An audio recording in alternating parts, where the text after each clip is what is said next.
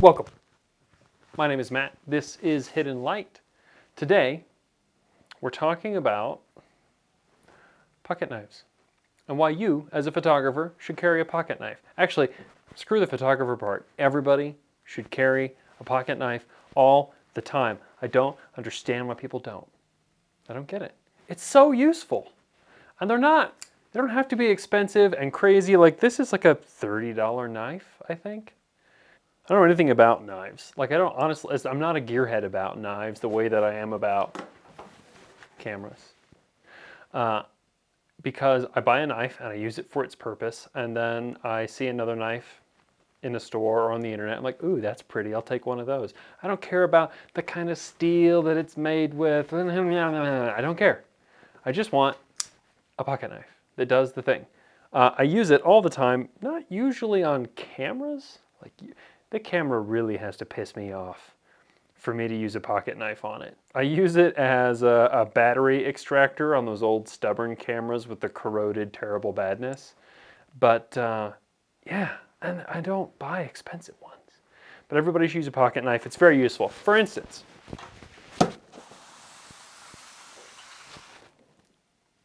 this is a box of beautiful goodness. You just want to hug it and then stab it.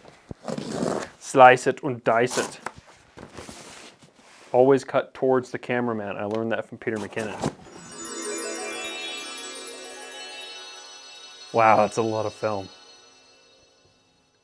This is...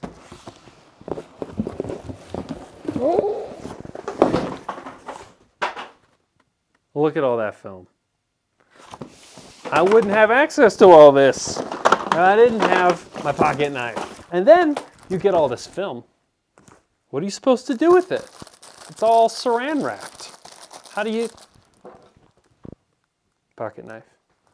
Then you can get access to your film. You know what I'm saying? It's easy. They even... I'll show you a trick. They even have it... There's like a little space between all the bricks here. So you can just... Whoop! And then you just take out all your beautiful film. Can't do that without a pocket knife. Don't want to do that with your keys, do you? It's not the same. Anyway, everyone should have a pocket knife. Everyone. And it doesn't need to be fancy. It doesn't need to be big. It can be any pocket knife that works for you, but you should have one. I think what I need to do now is photograph my pocket knife. I have the wrong lens on this camera right now, so I'm going to go get a macro lens, and we'll do like a little shoot here with all the film and the cool little pocket knife, like, you know, maybe doing a thing. I think that would be fun. So we're going to go do that. You can hang out while we get our lives set up a little bit. Ready to go. Okay, first thing you need for any photo shoot. Gaff tape. My goal here is to display this beautiful box of film.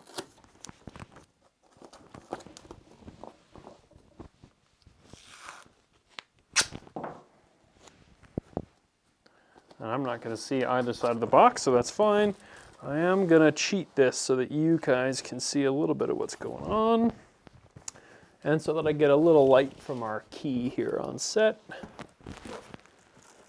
Let's see. Let's just kind of see what there is in here.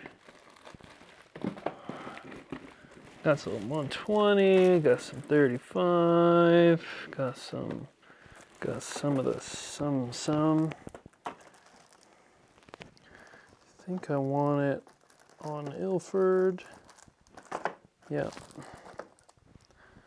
Yellow is cool and all, but you know, Zen's knife will be like out here somewhere if I'm lucky. I could do one of these. That would be kind of fun. Don't stab the film.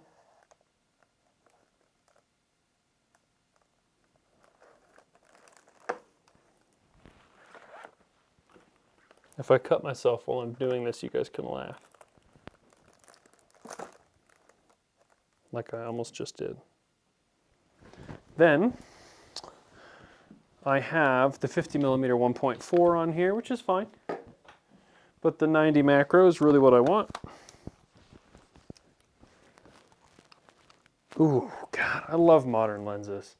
Can't even tell you. And then we need light. So, yes. Kind of got like just a little bit of an angle. Kind of doing one of these right now, which I think is kind of cool. Oh, man. Gnarly. So let's try this with the 90mm macro and see how this goes. I have a single frame left on my roll of Kentmere 400. So we're going to do that frame, which actually might be 2. It says 35 right now. And then I'll load up a new roll of Kentmere 100, which I think is more ISO appropriate for this particular shot. Let's just see. See what 90mm looks like. Really, really close is what 90mm looks like.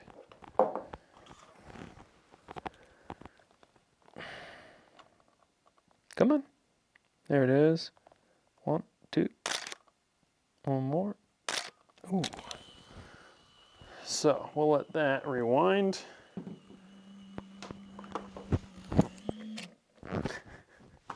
And we'll load up a new roll.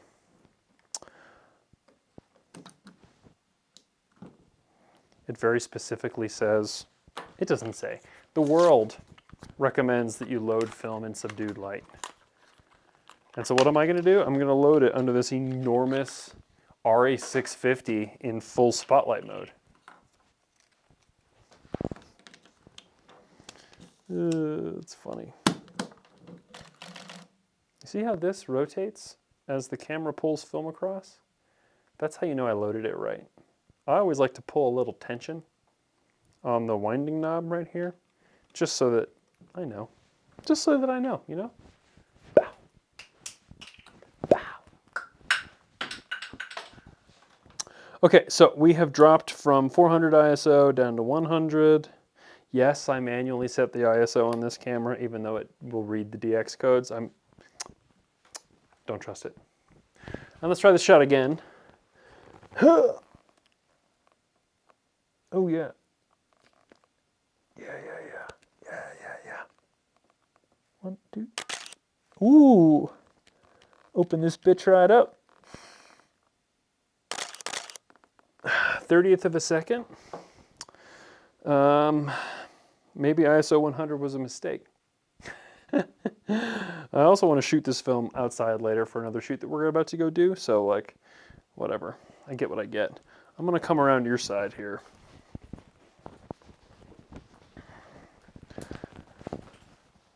Oh yeah. I don't think I'm in the video anymore, but we can pretend. That angle's so cool. Oh yeah, right there. Sick. Can I even, I mean, damn. That looks cool. Kershaw, listen up. You can hire me.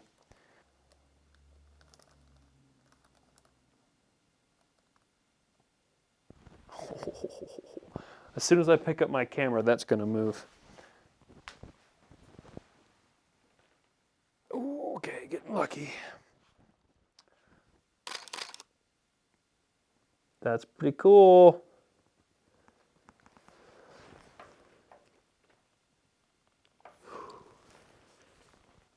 When it falls over, you can giggle, that's fine.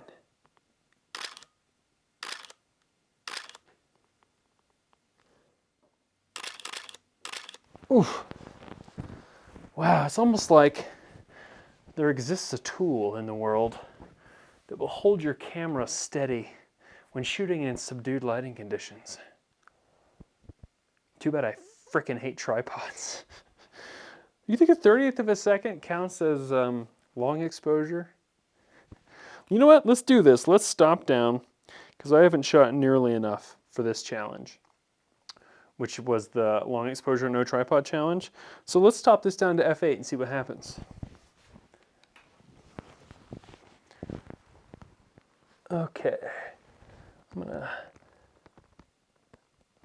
let's just see here.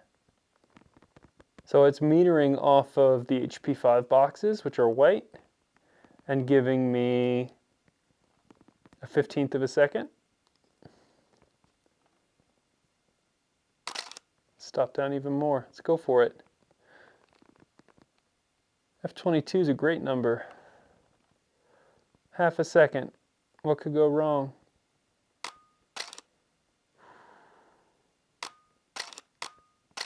Sick. That's pretty cool, y'all. And since we just did a video about freelensing, let's do a little freelensing. Maximum suffering.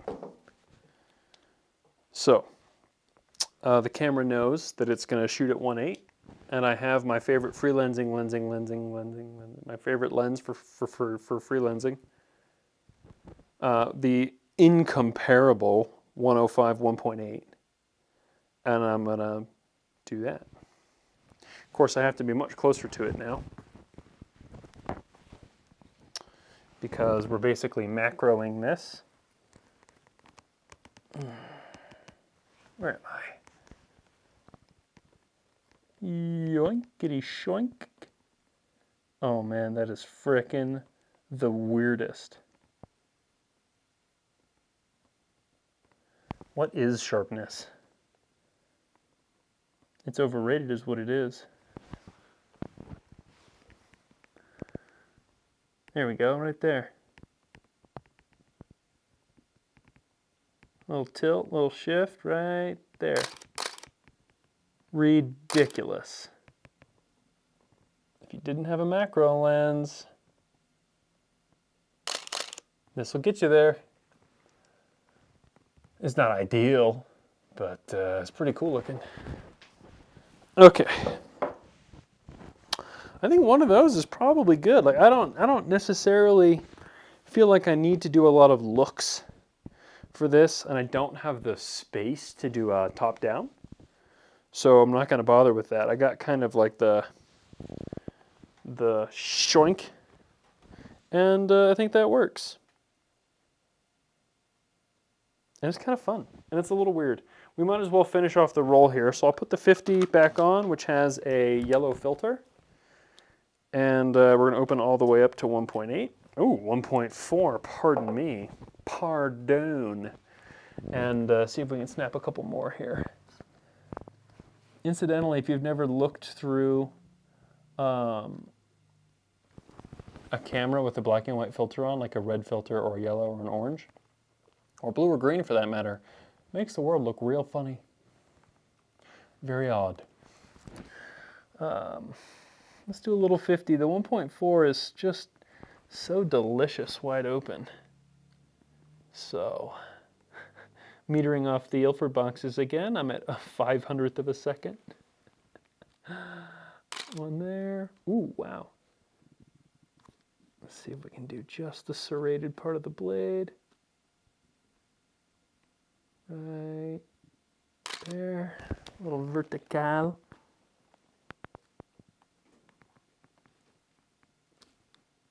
Focus, recompose. Hey! So, because I know you're curious, lots of different blade styles in the world. This is a drop point, and it's half serrated, which I prefer. Drop points are really good for opening boxes and stuff, where you're just using the very tippity tip of the blade. And the half serration is when you have to fucking saw your way through your own arm. 127 hours style. Or cut through like anything that the standard part of the blade won't get you through. A sharp knife is a safe knife, so keep your knife sharp. And we're about to do the holiday gift guide video, which we haven't done yet. But the photographer in your life needs a pocket knife, or some sort of like pocket knife camera related tool. One of the ones that I've been really enjoying recently, actually, I keep on my keys. It's just a little like multi-tool screwdriver bottle opener. It's made by Chums of all the companies, and it's great. I use it all the time. Ideally, I would have like this built into my pocket knife, but they start to get kind of chunky when you build too much crap into them. And I already have too many keys. So I might as well just keep adding to the key ring. You know what I'm saying?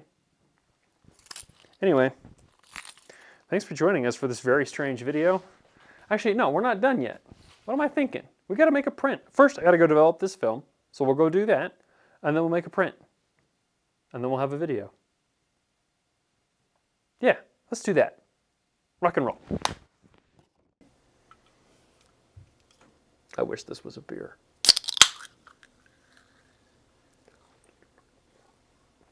It's not a beer. I'm my own boss. It could be a beer. But that way lies a slippery slope, my friends. Welcome back. So, I have film. A lot of it is blurry. You may have noticed there was a slight tendency to motor drive in that footage because I knew that I was shooting slower speed, and if I tend to get something closer to sharp. So, screen recording, full size, enhance, one man, recording. So, roll 1433. This is the Kentmere 100. So the second of the, yep. Yeah, blurry, way less blurry. Like boom, boom, one to the next, crushing it. Oh God, that film grain. So good, so sharp, blurry. Yeah, like so there's a composition, okay.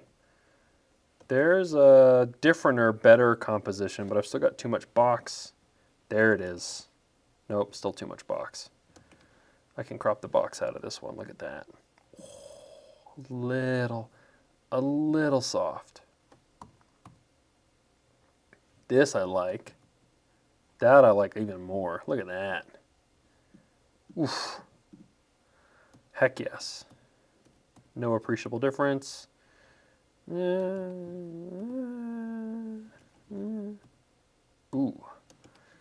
Look what happens when you underexpose it a little. Like you really get that snap. One, because it's sharp, and I can use an actual shutter speed. And two, because I'm underexposing it. So my highlights drop down, and my shadows just get black.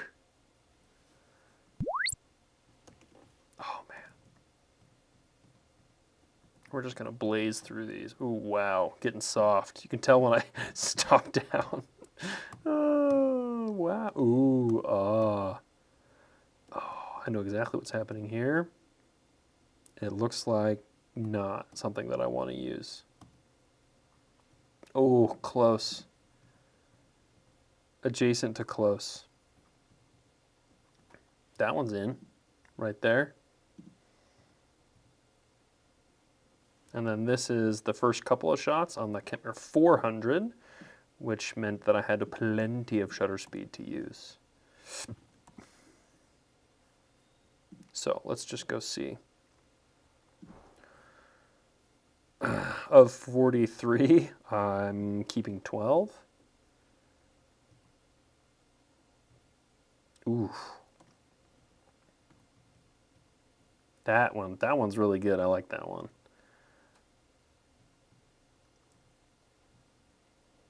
That one's like almost wants to be artistic. That's the best of those. They're really close. That one. So, 4. And it really comes down to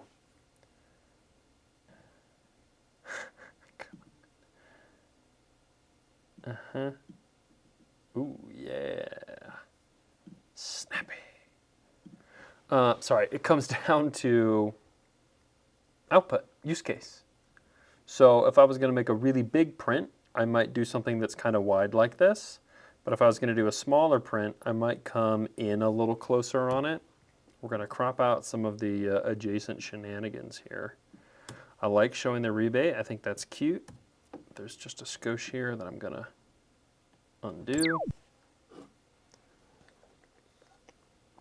A little bit of contrast is not going to hurt me. A little bit of black point probably isn't going to hurt too much either. I like the knife kind of there. A little bit of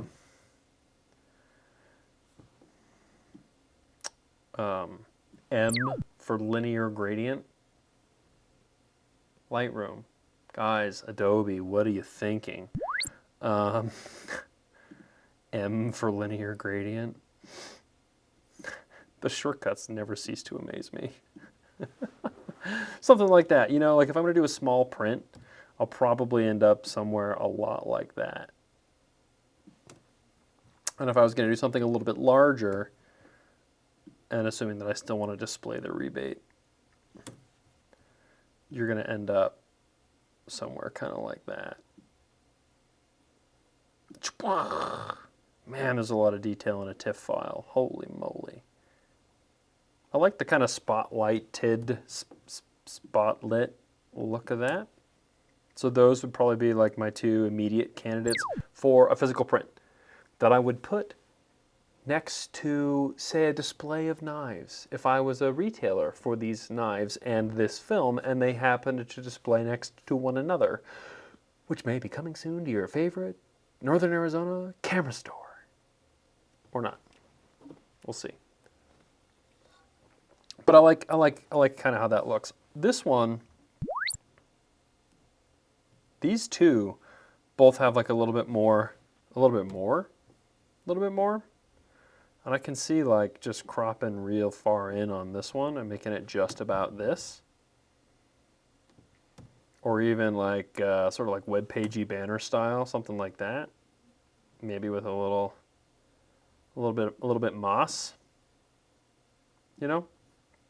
And this is slow and easy global edits. I'm not doing like the real hardcore, the real workshop-y, high effort stuff here. So 4 images, N for survey.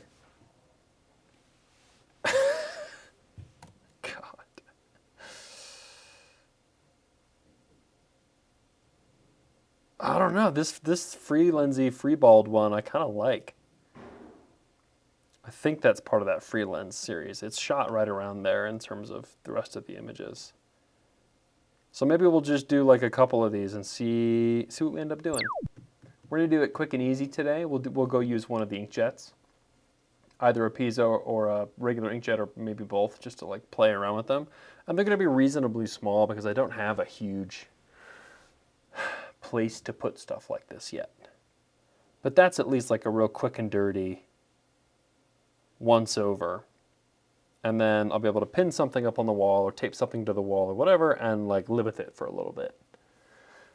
And then if I get in 100 knives and start selling knives for no reason in my camera store, then we'll revisit this for a larger print. Sound good? Sounds good. Let's go make a print. Print.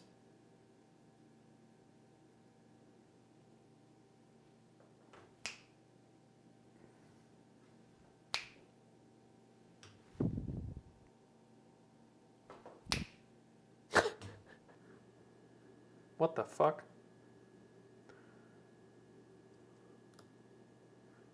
Okay, good. Connected. Sending.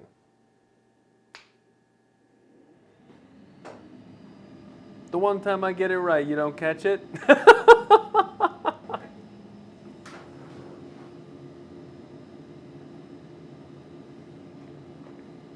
Now we wait.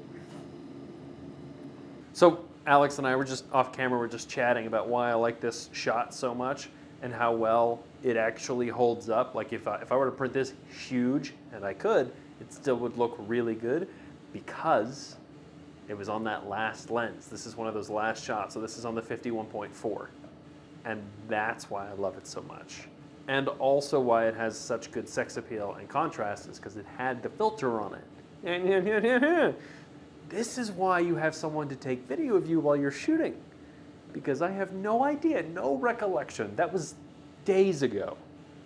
No recollection of what happened. Weeks ago, actually. It took us forever to spit the two halves of this video together. 51.4, yellow filter. It looks really good. So if this proof looks good, I might have to accidentally make this print much bigger. Just to see. Let's find out. Ah!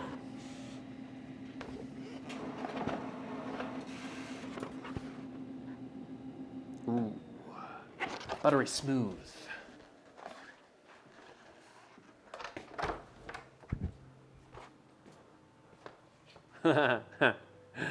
Remember this? If you haven't seen this video, go check it out.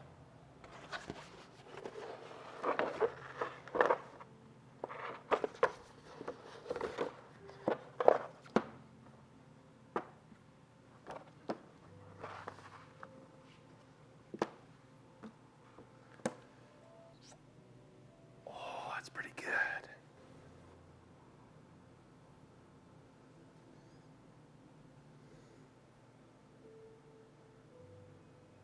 Huh.